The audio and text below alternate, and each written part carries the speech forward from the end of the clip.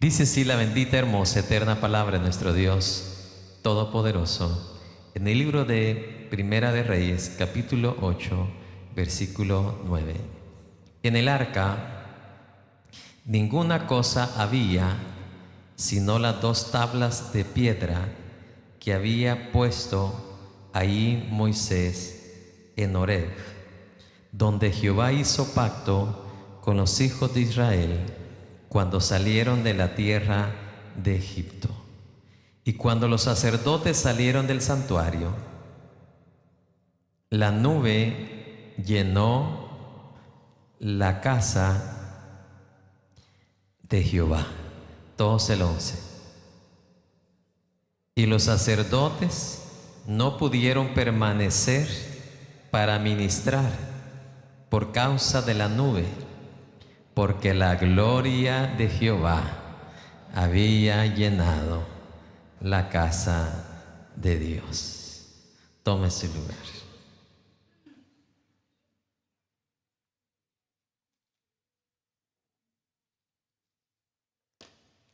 Un día alguien dijo estas palabras cuando compró su casita y se mudó a su casa. Dijo: aunque no tengo dinero para ponerle tanto adorno, pero con que esté la presencia de Dios acá.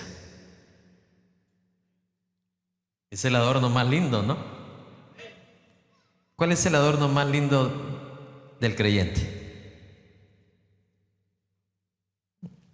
No es la diadema que anda la dama en la frente. No es el anillo que anda usted en el dedo. El adorno más lindo que un creyente puede andar es la presencia de Dios. Es la presencia de Dios. No hay nada más glorioso, no hay nada más lindo, no hay nada más hermoso en la vida del creyente que la presencia de Dios. ¿Quién fue uno de los hombres de la antigüedad que valoró la presencia de Dios más que 40,000 soldados, más que cualquier cosa de esta vida? Pero alguien específico que dijo: para mí esto, no lo cambio por nada. ¿Quién dijo? Moisés. Dios te bendiga. Moisés fue el que dijo: si tu presencia no va conmigo, ¿qué? Aunque me quiera llevar a las cataratas del Niágara, no me mueven de acá. Aunque me paguen un pasaje a Hawái, totalmente pagado y de vuelta, no me mueven. Si tu presencia no va, ¿qué? Conmigo. Ahora, la pregunta del millón es: ¿cómo aseguramos nosotros que la presencia de Dios vaya con nosotros? Porque yo puedo con mi boca decir, al emprender un viaje, yo declaro o yo creo que la presencia va conmigo. Esa es mi boca. Es una cosa. Pero Dios es quien establece, Dios es el que dice con quién va a ir su presencia. Que tenga oídos para oír, oiga. La palabra del Señor dice en el Nuevo Testamento: vosotros, o sea, los hijos de Dios, sois templo y morada ¿de qué? Del Espíritu Santo de Dios. El Hijo de Dios es morada y templo del Espíritu Santo de Dios. Número 2, ¿quién porta la presencia de Dios en su vida donde quiera que vaya? Aquel que le importa la presencia, aquel que le da importancia a la presencia, aquel que sabe y le da ese debido valor que Dios le da. Porque mira, ¿sabe cómo es la presencia de Dios? Como esta sombra mía que usted ve aquí en la carpeta. Si yo me muevo, ¿qué hace mi sombra? Si me muevo hacia la derecha, mire la sombra. Bueno, solo los que están enfrente pueden verla. Si me muevo a la izquierda, ¿mi sombra qué? Se da cuenta que así es la presencia de Dios. Donde quiera que Dios está, ahí va su presencia.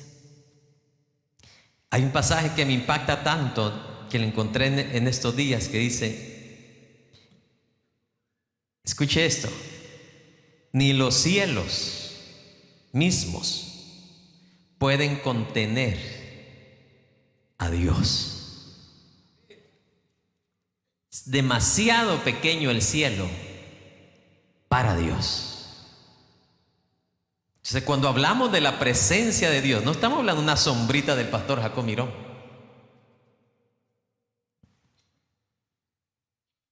Estamos hablando de la presencia del Dios todo, ¿qué? Poderoso. Cuando a usted se le viene así en la cabeza, en el cerebro, en la mente, en la memoria, presencia de Dios, presencia de Dios, ¿qué es lo que usted capta de eso?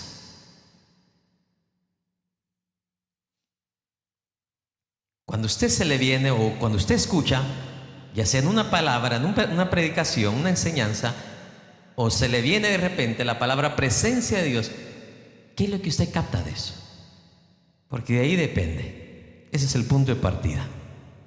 ¿Qué entiende usted de eso? ¿Qué percibe usted de eso?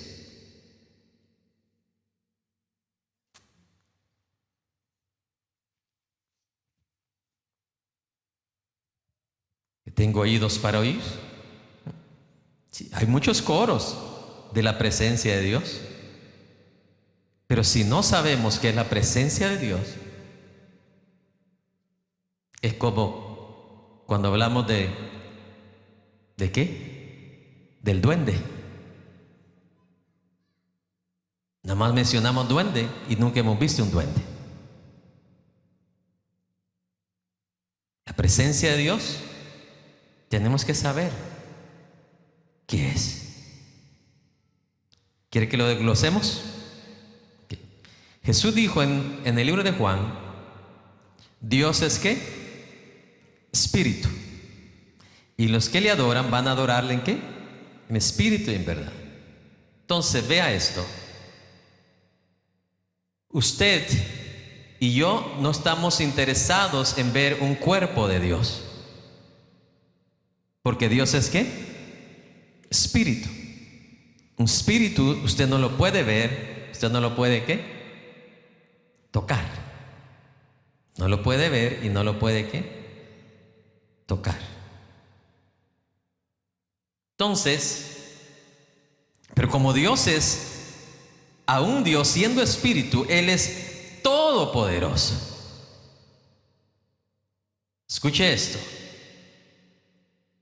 Me encanta lo que dijo Jesucristo cuando Él se va al cielo. Dice, yo me voy, pero les enviaré ¿qué?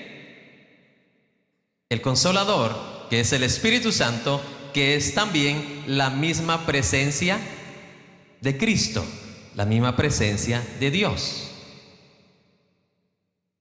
Entonces, ¿qué quiso decir Jesús con eso? Yo voy a estar en el trono, pero mi presencia, mi espíritu va a estar con vosotros. Esa es la diferencia del Espíritu de Dios y el Espíritu de nosotros. El Espíritu de nosotros no puede salirse de nosotros y andar en cualquier lugar como el Espíritu de Dios. El Espíritu de Dios puede andar en todo lugar al mismo tiempo, cada segundo, en miles y miles de millones de personas que le reconocen o son hijos de Él. Puede estar ahí la presencia de Dios en el mismo lugar con diferentes personas. ¿Por qué? Porque su espíritu, que es su presencia, llena toda la tierra. Como atributo, como esencia, su presencia, su espíritu llena toda la tierra. Ahora, en cuanto a relación personal, aunque la presencia llena toda la tierra, solamente está en aquellos o con aquellos que son sus hijos. Voy a repetir más despacio. Como atributo, como esencia, la presencia de Dios llena toda la tierra y todo el universo.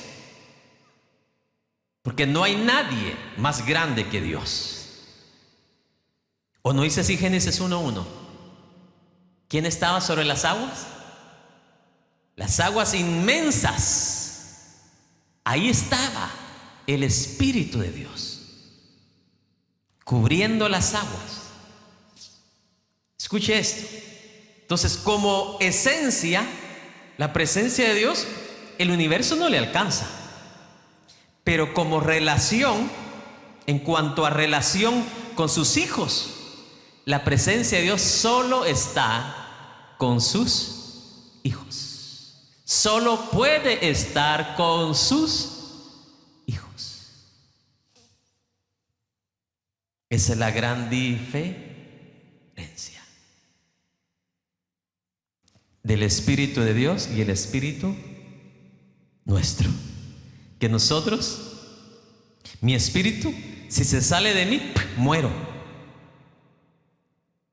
Porque yo soy alma viviente, resultado de la conexión, del toque, del choque, del tope de mi cuerpo y mi espíritu. Y ahí donde viene el alma, ¿qué? Viviente. Entonces, el momento que el espíritu mío se salga de mí, me muero. A no ser que Dios agarre mi espíritu y lo lleve a un lugar a donde quiera Dios que yo quiera ver cosas, como lo hizo con Ezequiel. Lo llevó en el espíritu a ver ¿qué? Un lugar de huesos ¿qué? Secos. A otros profetas lo llevó al templo de Jerusalén sin estar en el templo.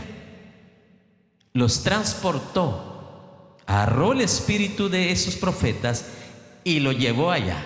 Dios sí lo miraba, porque la presencia de Dios está en todo lugar, pero en el caso del espíritu de esos profetas, tuvo que sacar su espíritu y llevarlos a ese lugar donde Dios lo estaba viendo desde el cielo.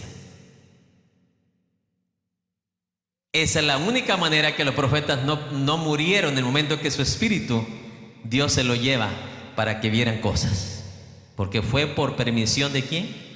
De Dios. Dios sostuvo milagrosamente el cuerpo de ellos con vida, mientras el espíritu estaban viendo cosas gloriosas que Dios le estaba revelando.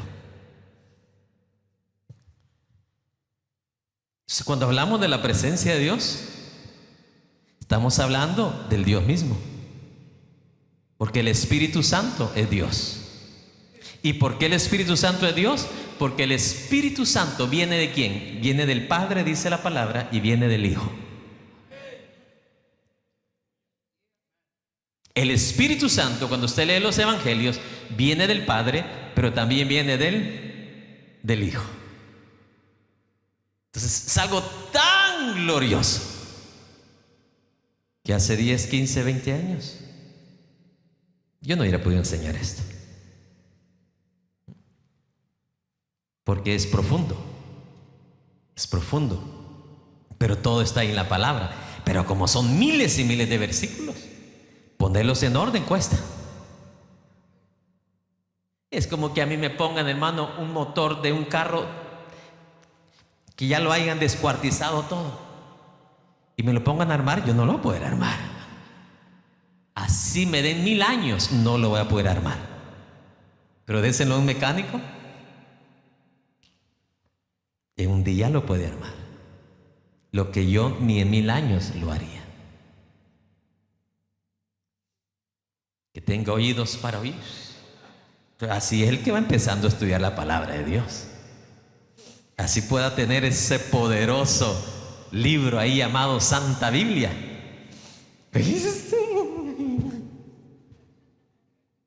Es como que tenga 40,000 tornillos ahí y 10,000 piezas. No sé si a usted le ha pasado. Un librero de unas cuantas pocas piezas le terminan sobrando hasta 10 tornillos. Y ahora imagínense armar un avión. La palabra de Dios está compuesta de miles y miles de piezas increíbles, gloriosas y maravillosas.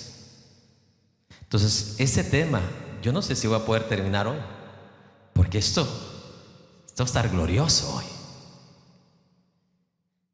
Vamos al versículo 9, por favor. En el arca ninguna cosa había adentro, sino las dos ¿qué? Tablas de piedra que allí había puesto Moisés en Horeb, donde Jehová hizo pacto con los hijos de Israel cuando salieron de la tierra de Egipto. Este arca del pacto representaba, simbolizaba, así como el aceite, la presencia de Dios para Israel. Lo que me llama la atención es que dentro de esa arca del pacto, de esa arca del pacto, que había, dice, las tablas que Dios, dice claramente, dice, estaban ahí, dice, las dos tablas de piedra que ahí había puesto Moisés en Horeb, donde Dios hizo pacto con los hijos de Israel cuando salieron de la tierra de Egipto. ¿Qué estaba escrito en esas dos tablas de piedra? La palabra de Dios. Ve cómo va relacionada la presencia de Dios con su palabra. Repita conmigo, la presencia de Dios va relacionada con la palabra de Dios.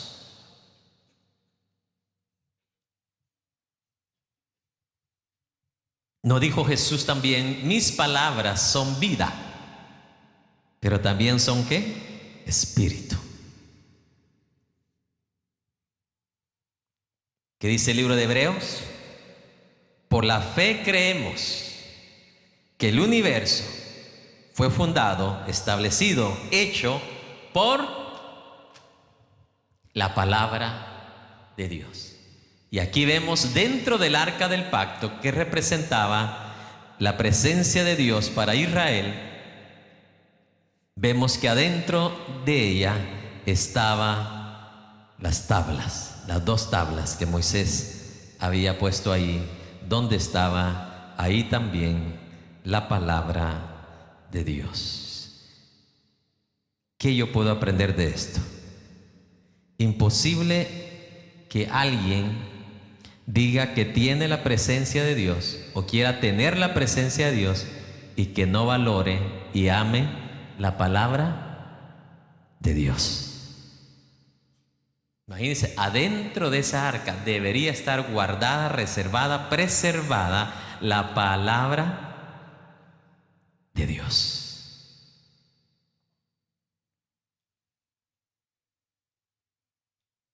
Y como Dios se aseguraba que iba a ser preservado, Dios no permitía que nadie metiera las narices adentro del arca del pacto. Nadie. Hubieron unos que se atrevieron. Vamos a ver qué hay en este cofre. ¡Fua! Fueron fulminados por la presencia de Dios que representaba el arca del pacto. ¿Sabe esto? Dos cosas causa la presencia de Dios. Bendice a sus hijos, pero hace juicio con los que no son sus hijos. Usted puede leer muchos versículos donde los rebeldes y desobedientes fueron afrenta, dice, al Espíritu Santo de Dios, a la presencia de Dios. Al Hijo de Dios, el Espíritu Santo lo bendice, lo cubre. El Espíritu Santo al Hijo de Dios lo dirige, le enseña, lo instruye, le muestra. Pero al rebelde y al desobediente, si no se arrepiente, le hace afrenta al Espíritu Santo de Dios. Vamos al versículo 10. Y cuando los sacerdotes salieron del santuario,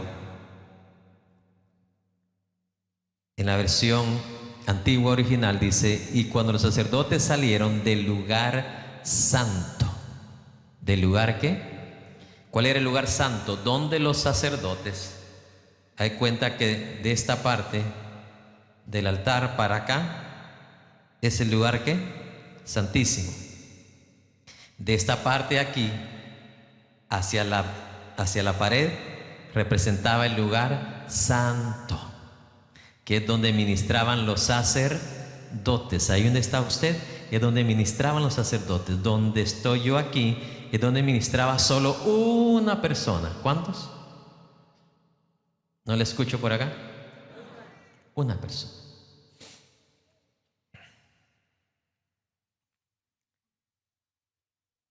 El único que podía ministrar aquí no era el sacerdote o los sacerdotes, era el sumo sacerdote o el principal, el jefe de los sacerdotes. En español dice sumo. En la versión original se puede traducir como el sacerdote más alto, el de la más alta posición. De ahí viene la versión original. Como en inglés lo leemos, ¿verdad? Como high priest. Es el sacerdote con el nivel más alto de jerarquía entre los sacerdotes. Ese era el lugar santísimo. Pero aquí donde estaban ministrando los sacerdotes, que es lo que vemos aquí en el versículo 10, y cuando los sacerdotes salieron del lugar santo, la nube llenó, ¿qué dice? La casa de Dios. O sea, todo el lugar santo y todo el lugar santísimo fue lleno, ¿qué? De la presencia, de la gloria de Dios. Entonces, podemos aquí hacer una conjugación de palabras o términos. Ahí estaba, dice, la gloria de Dios, que es la misma que presencia de Dios. La misma presencia de Dios la encontramos ya revelada en el Nuevo Testamento como el Espíritu Santo de Dios, ya en su mayor expresión. Aunque en el Antiguo Testamento ya encontramos la palabra también el Espíritu de Dios, pero la encontramos en el Nuevo Testamento aún más que amplificada o más detallada. Entonces, no vayamos a confundir la presencia de Dios, el Espíritu Santo, la gloria de Dios con la unción de Dios o el poder de Dios. Que tengo oídos para oír. La unción de Dios es el momento específico en el cual Dios llama a alguien, ya sea en el Antiguo Testamento o en el Nuevo Testamento, es lo mismo. La diferencia es lo que se hace, es lo único diferente. Pero la aplicación de la palabra original unción es la misma. Antiguamente, cuando Dios llamaba a alguien para hacer algo para Dios, no tenía que ser para adentro de la casa de Dios, ya sea para profeta, ya sea para rey. El profeta y el rey, el profeta no entraba al lugar santo ni al lugar santísimo, ni el rey tampoco.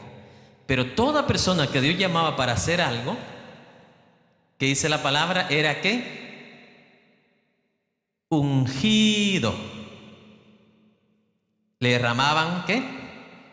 Aceite, que le llamaban el aceite de la unción. Esa persona está siendo ungida por el aceite que representaba, o podemos decir lo mismo, ungido por la presencia de Dios, o recibió en ese momento la unción de Dios a través del aceite. En el Nuevo Testamento es lo mismo.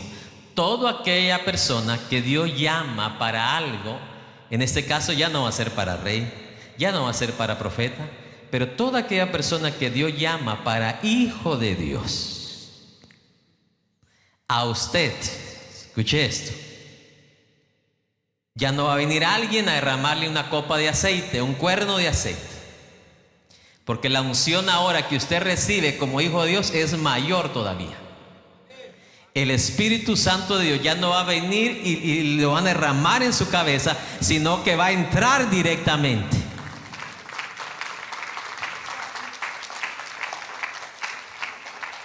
Por eso dice la palabra que todo hijo de Dios, todos hemos sido ungidos. Todos tenemos la unción del Santo Dios, todo ¿qué? Poderoso. Entonces nunca va a ser lo mismo el poder de Dios con la presencia de Dios, o el poder de Dios con el Espíritu Santo, o el poder de Dios con la gloria de Dios. Son diferentes. El poder de Dios es el resultado de la visitación de la gloria de Dios, o la presencia de Dios, o el Espíritu Santo. Donde quiera que la gloria de Dios se manifieste o se manifiesta, y si es el deseo y la voluntad de Dios hacer un milagro, usted por ley va a ver, como resultado de esa visitación de Dios, de su gloria, usted va a ver el poder de Dios en acción. Pero el poder de Dios no se puede hacer palpable si primero no llega la presencia de Dios. Por eso Moisés fue inteligente. Él no dijo: yo no quiero el poder de Dios, yo quiero su presencia. Por eso usted lee en el libro de los Salmos, dice: los israelitas se quedaban pasmados por el poder de Dios, mas Moisés prefirió sus caminos.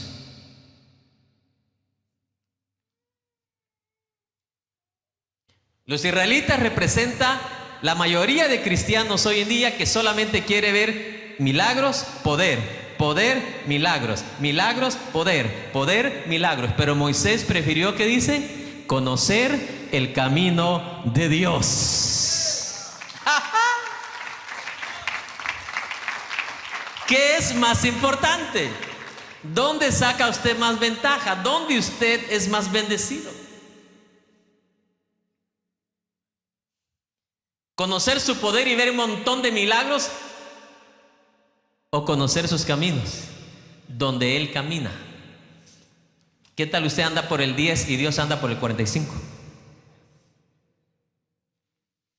Los que ven allá, los que me ven en otros países, estamos hablando de nombres de autopistas de acá de Estados Unidos, para que entiendan lo que acaba de decir. ¿Sí? Con todo el montón de milagros, usted anda en la autopista 45 cuando Dios anda por el interestatal, ¿qué? 10. Eso, Moisés fue inteligente en todas las formas. Dice: yo me muevo si tu presencia no va conmigo. Los israelitas que se quedaban, dice, atarantados viendo los milagros, cuando dicen: ¿por qué camino andaba caminando Dios cuando hizo esto? ¿Cuáles son los caminos que le agradan a Él, para yo conocerlos y solamente caminar en ellos? En eso dedicó. Yo veo a Moisés como un científico, investigando, indagando todos los días y los años de su vida, hasta que llega a ser un hombre, hermano, en el cual Dios no hablaba en el oído como le hablaban los profetas, sino que cara a cara. Porque actuó como un científico, investigando, indagando, haciendo análisis. ¿Qué caminos Dios no camina? ¡Pum! Descartado. ¿Qué camino a Dios lo hago qué? Enojar. ¡Pum! Descartado. ¿Cuál era un camino donde a Moisés no le fue bien? Todo eso. ¿Qué caminos a Dios sí le agradan, o lo hace sonreír, lo hace feliz? Y Ok, ese sí, verde. ¿Cómo se llama? El check mark, verde. Y las otras, una roja. Moisés fue esa clase de personas. Mientras los israelitas, a ver qué milagro hace Dios hoy. A ellos no le importaba el camino de Dios, las avenidas de Dios, las rutas de Dios. Ellos lo querían ver, ¿qué? Un milagro más. Que tenga oídos para oír. Hermano, si hasta los dichos de Facebook dicen eso, ¿verdad? Con que te tenga a ti, dice, aunque no tenga nada más. Pero a la hora de la práctica no lo hacen, porque prefieren más los milagros que a Dios. Que tenga oídos para oír. Moisés prefirió tener a Dios, aunque no le hiciera un milagro. Pero como él era sabio, sabía que si tenía a Dios, los milagros iban a venir por sí solos, por añadidura. ¡Aleluya! Gloria, gloria, gloria, gloria a Dios.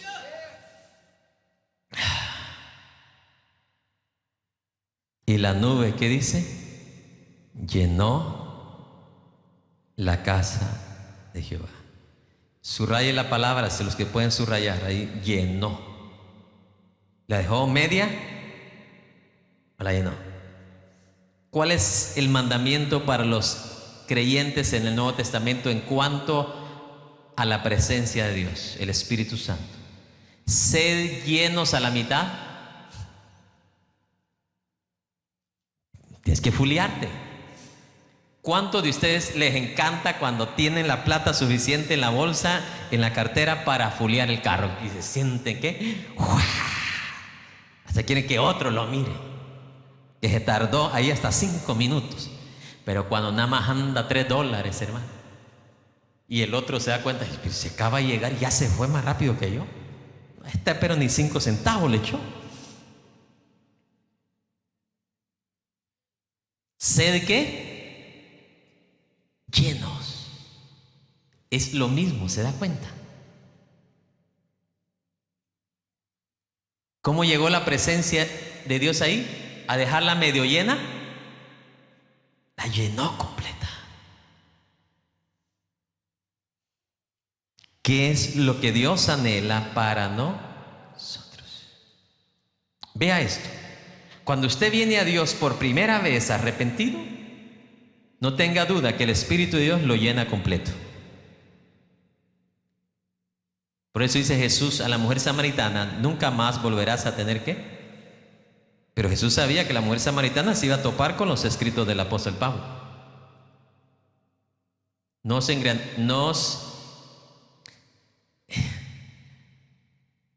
os emborrachéis con vino, dice, ¿verdad? No os embriaguéis con vino, en lo cual hay que, antes bien, sé lleno del Espíritu Santo. El borracho se llena seguido con el alcohol. El creyente se llena continuamente. Aunque en el principio, cuando te convertiste apenas al Señor, fuiste lleno por Dios. En tu interior corrieron, ¿qué dice la Biblia? Ríos de agua viva, pero después es trabajo tuyo, porque por eso Dios lo deja como mandamiento. Dios te llena una vez, pero después tú tienes que seguirte ¿qué? Llenando. ¿Con tortas? Fajitas, no, eso llena tu cuerpo, pero no tu espíritu. Tu alma lo llena una buena noticia, abrazo de tu familia, una linda comida con tus hijos. Eso llena tu alma. Pero tu espíritu tiene que ser continuamente ¿qué? Lleno. Cuando lees la palabra te llenas. ¿Por qué? Porque la palabra es espíritu. Cuando vienes a la casa de Dios también te llenas, porque aquí no venimos a jugar ni entretener. Aquí venimos a cosas espirituales. Cuando oras, te llenas. ¿Por qué? Porque la oración no es carnal. La oración es ¿qué? Espiritual. Cuando ayunas, te llenas. ¿Por qué? Porque el ayuno no es carnal. El ayuno carnal es ¿qué? Dieta. ¿Se da cuenta la diferencia? El ayuno espiritual es lo que en la Biblia encontramos como ayuno. ¿Qué más dice que te llena la Biblia? Cantando canciones del mundo, vulgares, bélicas,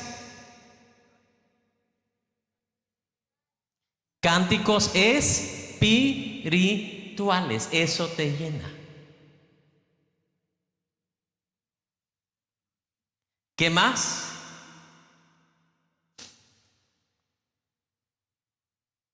¿Qué más?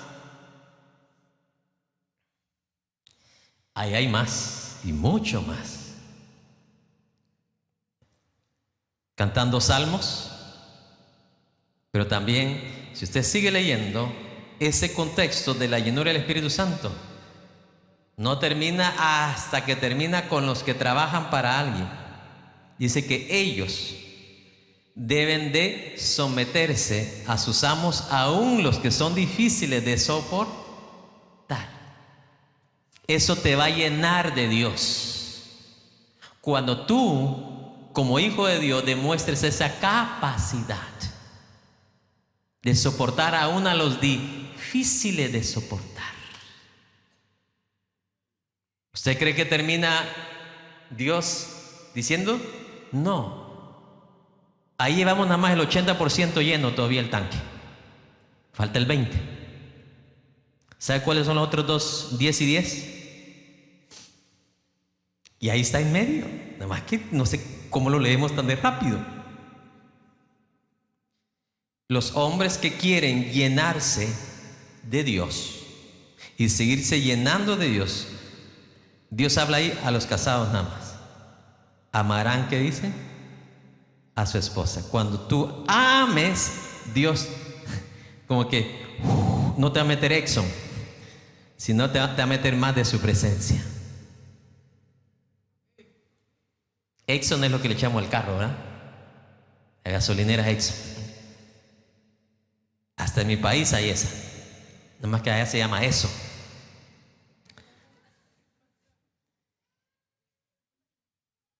Falta otro 10%. ¿Para quiénes es? Para las damas que quieren llenar su vida, así como la llena con cánticos espirituales, así como la llena con la Biblia, así como la llena con la oración, así como la llena con el ayuno, así como la llena viniendo a la casa de Dios, sometiéndose a ese esposo bajo el contexto bíblico, ese esposo que ama a su esposa. ¿Estamos de acuerdo? Porque nada más agarran el pedacito pero sin contexto. Sométete a mí, pero no la ama. ¿Cómo se va a someter? Los dos mandamientos ahí tienen contexto. La mujer se somete al esposo bajo el contexto del esposo que ama a su esposa. ¿Está claro? Porque Dios ahí no está hablando a impíos, está hablando a hijos de Dios. Y ahí termina, hasta ahí termina el contexto de la llenura de Dios. Empieza cuando dice no se embriaguéis con vino, pero termina hasta con esos trabajadores creyentes que trabajan para amos insoportables. Hasta ahí termina.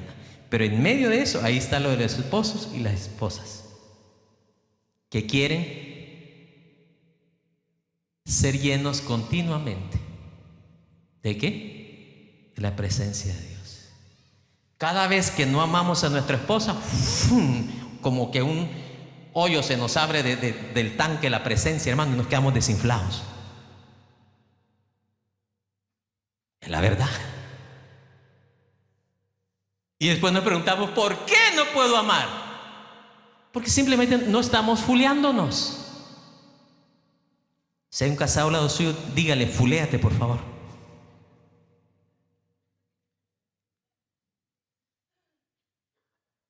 Y es la verdad.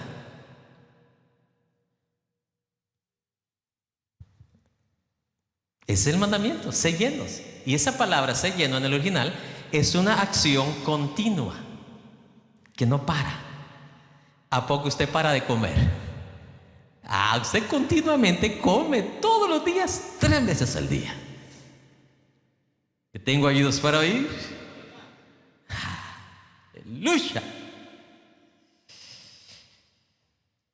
¿Y la nube qué dice? Medio llenó la casa de Jehová.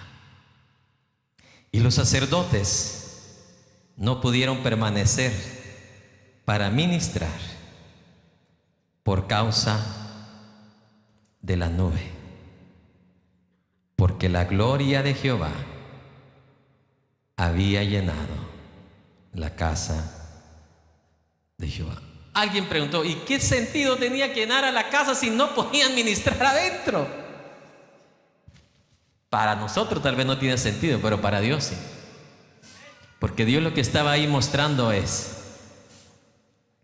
escuche esto, lo que Dios iba a hacer un día adelante con su iglesia, con sus hijos, con su amada iglesia, que la iba no a medio llenar, la iba a llenar.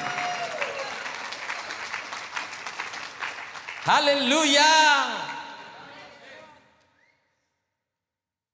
¿De qué sirve hacer 40,000 cultitos o cultos? Porque ahí, ¿verdad? Los pentecostales hubieran dicho, vamos a perder un servicio hoy, un culto hoy, porque no se puede ministrar. La presencia de Dios vale más que un culto.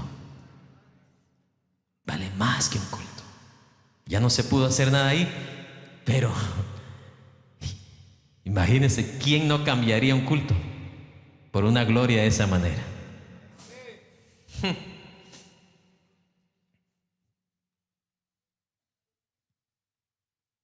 Que tengo oídos para oír. Versículo 12. O ya se quiere ir. Entonces dijo Salomón, Jehová ha dicho que él habitaría en la oscuridad. Yo he edificado casa por morada para ti, sitio en que tú habites para siempre. Se lo voy a traducir el versículo 12 por algunos aquí les va a parecer como contradictorio, ¿no? En el Nuevo Testamento encontramos que Dios es luz, ¿cierto? Pero aquí dice Salomón que Jehová ha dicho que él habitaría, ¿en qué dice? En la oscuridad. No está refiriendo, la palabra de Dios, cuando leemos en el original, no está refiriendo que Dios habita en la oscuridad. Lo que pasa es que la gloria de Dios, la presencia de Dios, usted no la puede ver visible. Entonces Dios la tiene que poner en una nube ¿qué? Espesa. Porque si la pone visible a Salomón y a sus hijos, o todos se quedan ciegos o todos se quedan muertos instantáneamente. Ahora sí, proseguimos al 13. Yo he decidido edificar casa por morada para ti, sitio en que tú habites para siempre. Y volviendo el rey su rostro, bendijo a toda la congregación de Israel, y toda la congregación de Israel estaba de pie. Y mire cómo bendijo a la congregación.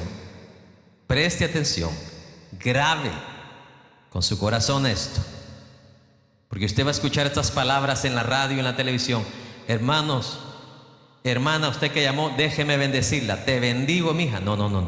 Usted no escucha esas palabras. Eso no es bendición de Dios.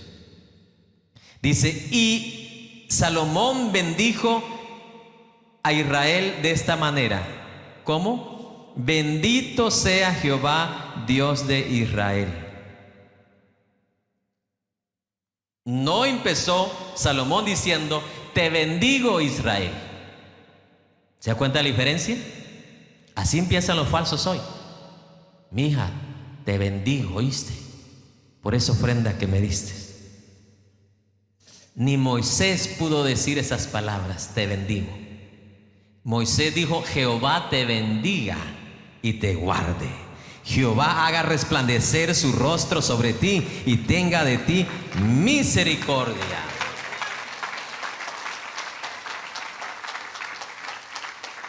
Ni Moisés, que era portador de la gloria de Dios y con ese gran poder que Dios le había dado, se atrevió a bendecir a Israel bajo su nombre, bajo su autoridad. Él dijo, Jehová te bendiga. ¿Se da cuenta? Usted puede bendecir a alguien, pero en el nombre de Dios, no en el nombre suyo. Esa es la gran diferencia. Entonces, cuando alguien le diga, te bendigo, no, diga, usted no puede bendecir. ¿Qué?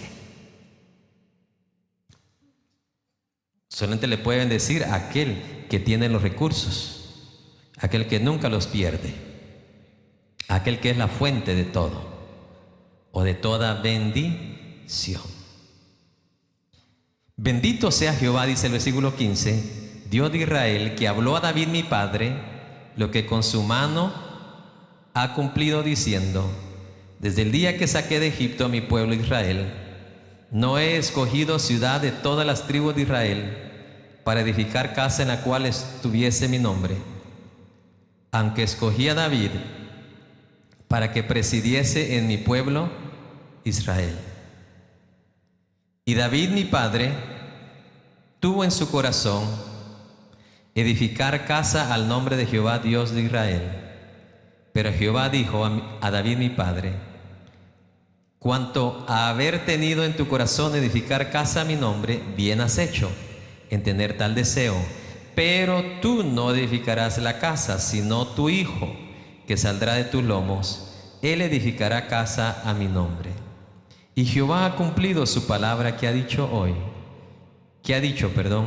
porque yo me he levantado en lugar de David mi padre y me he sentado en el trono de Israel, como Jehová había dicho, y he edificado la casa en el nombre de Jehová, Dios de Israel, y he puesto en ella lugar para el arca, en el cual está el pacto de Jehová que él hizo con nuestros padres cuando los sacó de la tierra de Egipto.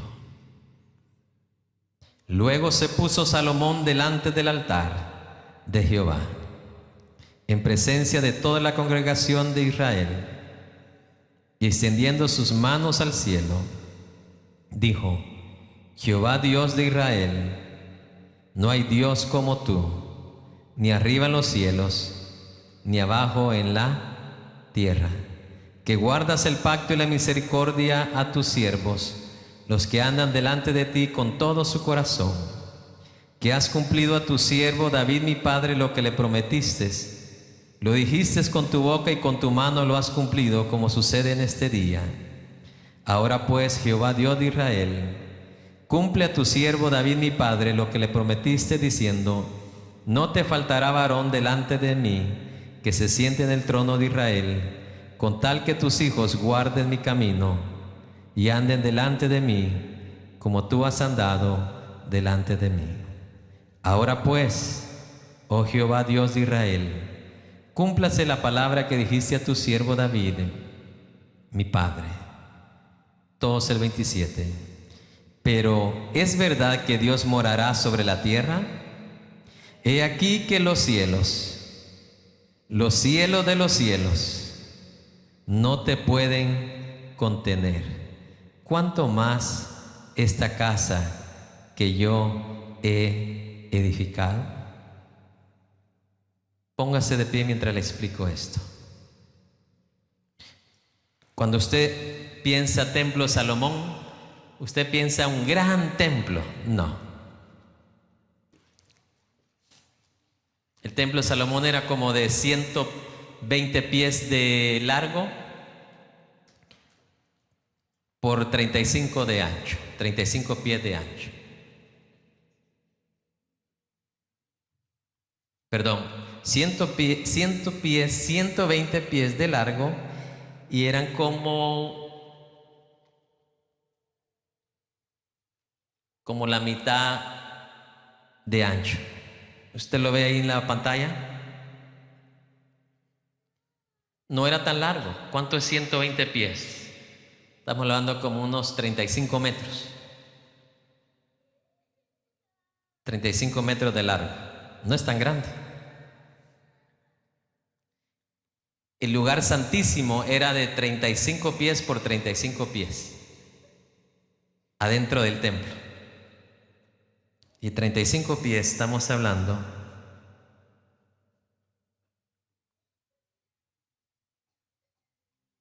como de aquí donde estoy yo a la esquina del altar, ¿no? Donde está la bocina negra. Ese era el tamaño del lugar santísimo, de lo ancho y lo largo. Era en cuadro hacia lo ancho, hacia lo largo y hacia lo alto también. O sea, no era una inmensa obra, porque acuérdense, y eso es lo que a muchos se les olvida, adentro solo podían entrar los sacerdotes y el sumo ¿qué? Sacerdote. Entonces no tenía por qué ser una obra de grande ¿qué? Tamaño, porque la congregación se reunía ¿dónde? En el atrio, afuera del templo. Imagínense cómo se podía hacer una obra para que albergara a todo Israel. Imposible, imposible.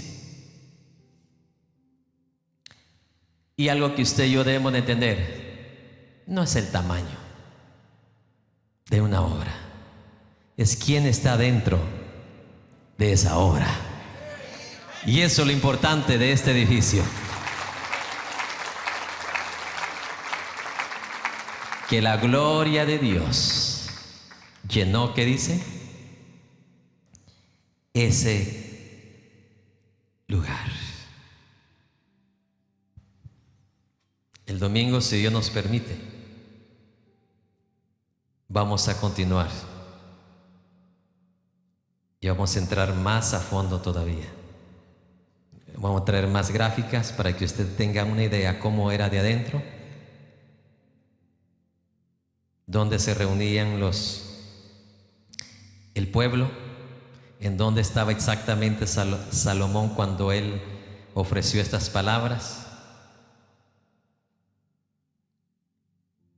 Y mire lo que le quiero leer nada más. Yo solamente lo voy a leer. En ese momento, mientras estaba ahí con el pueblo de Dios, mire lo que dice la palabra. Y ofreció Salomón sacrificios a Jehová 22,000 bueyes. ¿Cuántos? Bueyes. Y 120,000 ovejas.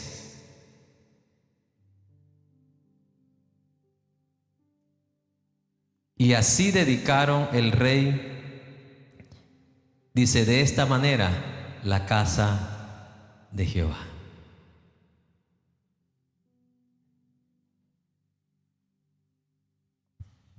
Y ese día, dice, Salomón hizo fiesta, él con toda la congregación, por 7 días, y aún, dice, por otros 7 más.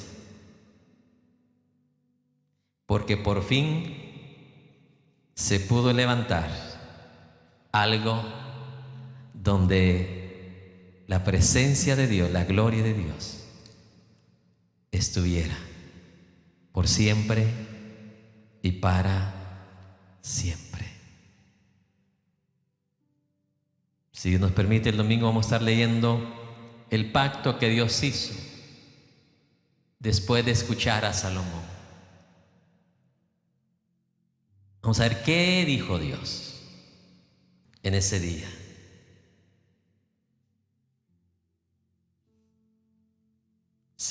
No sé si le viene a usted esta frase: si se humillare y me clamare, yo le respondo. Frases como estas son las que Dios pronunció en ese día, parecidas. A Dios le agradó que al fin a alguien le interesase la casa de Dios. Todo ser humano tenía en ese tiempo un lugar donde posar, donde vivir, pero el arca del pacto andaba como que fuera un nómada, de aquí para allá, de allá para acá. No fue sino que de ese día en adelante, el arca del pacto, que es la presencia de Dios, o representaba la presencia de Dios, encontró su lugar permanente. Pasaron cientos años después, y la congregación de Israel dejó de congregarse, dejó de llevar los sacrificios ahí al templo, la casa de Dios. Y Dios viene y le habla a uno de los profetas menores y le dice al profeta: dile a Israel, es tiempo para vosotros estar en tu casa adornada y atesoronada, mientras mi casa está desierta y ¿qué? Y vacía. Meditad, le dice Dios, en vuestros caminos. Porque hay gente que dice: yo no necesito ir a la casa de Dios. Yo le digo: es que no fue el hombre que instituyó la casa de Dios, fue Dios. ¿A cuánto de ustedes no les gusta descansar en su casa? Pues eso es lo que Dios hace aquí. Dios se recrea con los hijos de Dios cuando vienen a su casa.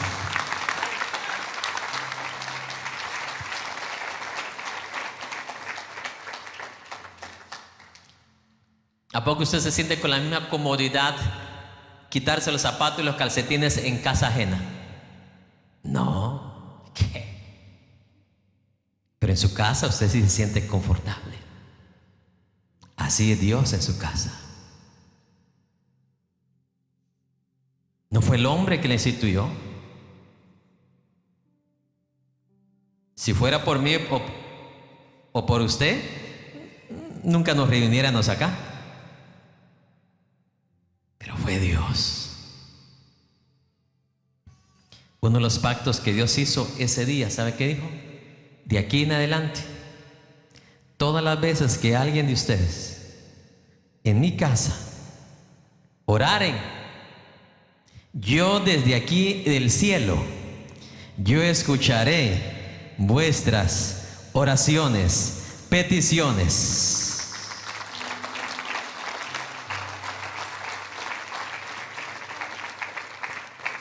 Regresemos cientos de años más adelante, cuando Dios le dice a través de ese profeta: meditad en vuestros caminos. Vosotros nada más queréis estar en vuestras casas, pero mi casa está ¿qué? Desierta y vacía.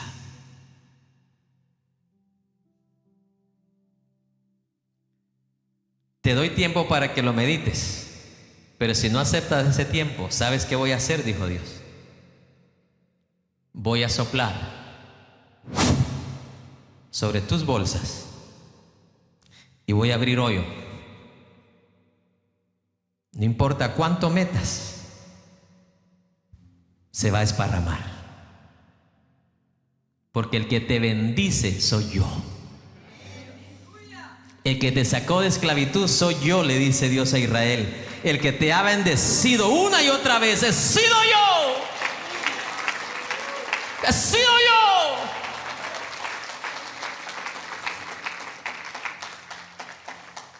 Mire, aquí está Salomón diciéndole: Señor, tú has cumplido tu palabra. Tú has cumplido.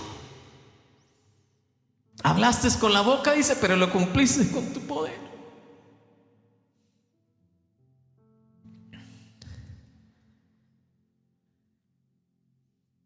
Por eso digo siempre, el día que a usted se le vayan las ganas de venir a la casa de Dios, porque aquí mire, no venimos para reunirnos con fulano de tal, y el que lo haga de esa manera está perdiendo su tiempo.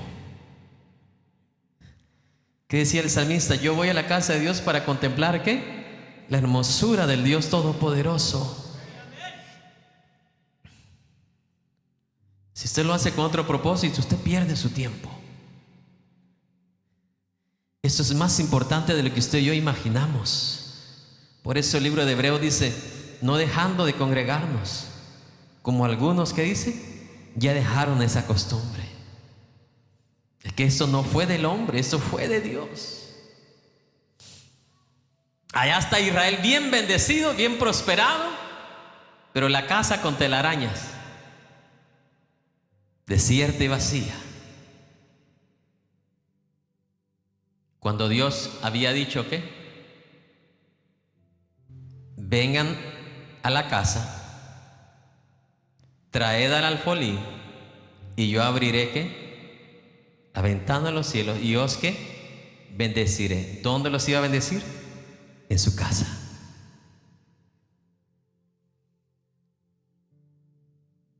Porque para Él, para Él,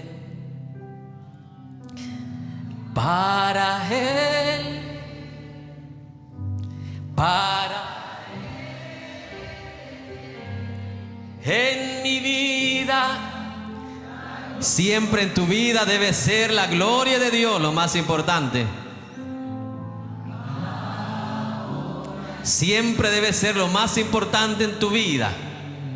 Dios, Dios, Dios, Dios, Dios. Levante su mano y dígale, para Él.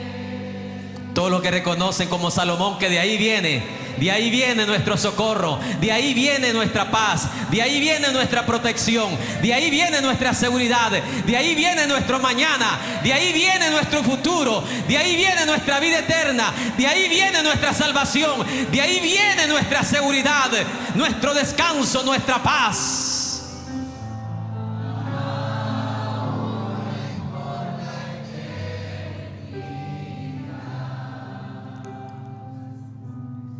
Para Él, para Él, para Él, para Él.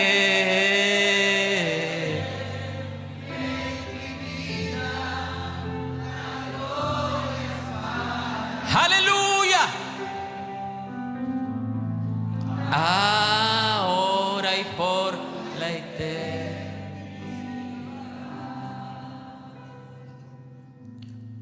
Hubo un niño que fue criado en el templo. Samuel. Ese niño se perdió las universidades, se perdió los reconocimientos de este mundo, pero no se levantó en la tierra un profeta que los reyes le tuvieran tanto temor y miedo como ese hombre, porque la gloria de Dios tenía lleno a ese varón que creció en la casa de Dios, se fortaleció en la casa de Dios, vivió en la casa de Dios, porque para Él, para Él, para Él, para en mi vida,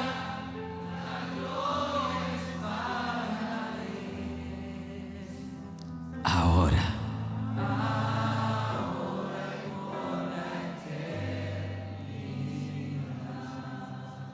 Padre Celestial, te damos gracias en esta hora. Gracias por cada corazón, cada vida que está en este lugar, Señor. Gracias, Señor, por cada siervo, cada sierva que está en este lugar, Señor mi Dios. Nada es más importante que tu presencia. Nada es más valioso que tu presencia. Señor, ayúdanos a entender y a comprender lo que tú entiendes y comprendes.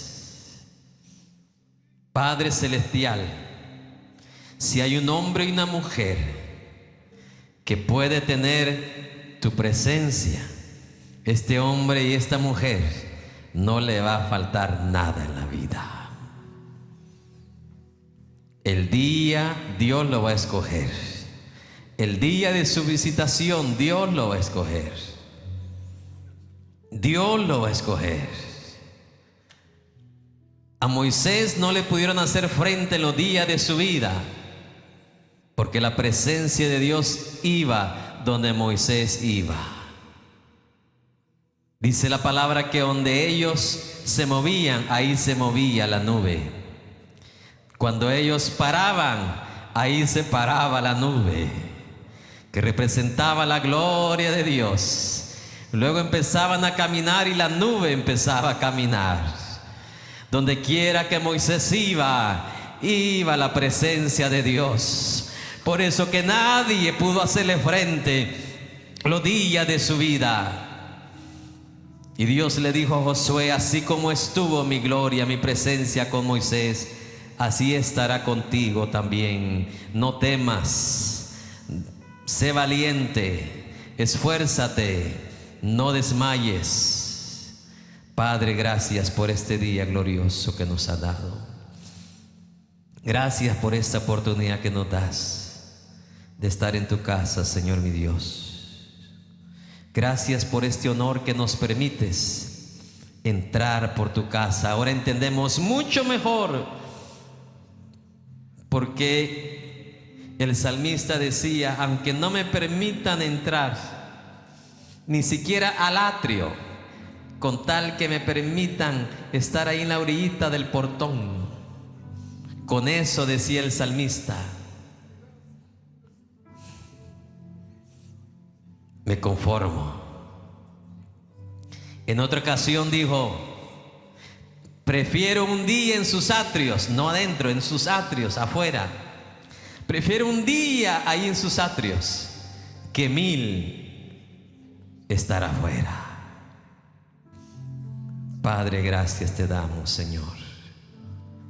Que tus hijos, que los jóvenes, las señoritas, los ancianos, nunca dejen amar tu casa.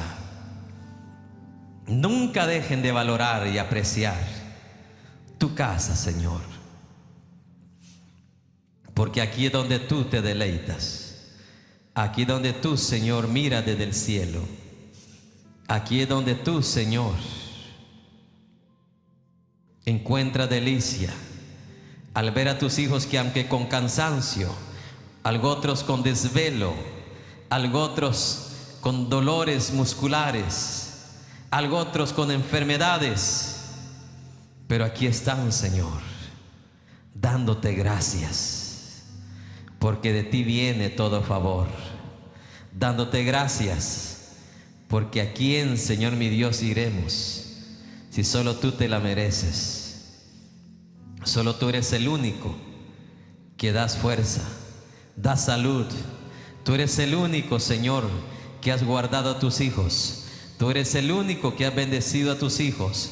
Padre celestial, Señor, escucha, Señor, desde el cielo ahora el clamor de tu pueblo. Escucha desde los cielos, Señor, la necesidad, la petición, la oración de tus hijos, Señor mi Dios. En esta preciosa hora, Señor, ponemos en tus manos toda la petición de ellos delante de ti, Señor. Ponemos la petición, Señor, que hay en este lugar para Amparo Méndez, Señor, que está con complicaciones de leucemia y diabetes en el hospital, Señor, donde ella se encuentra en este momento, Señor.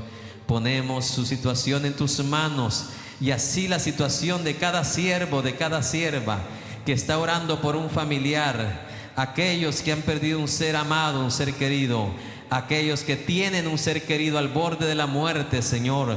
Ponemos en tus manos todas esas peticiones, Señor, para que seas tú, oh Dios, glorificándote y exaltándote, Señor.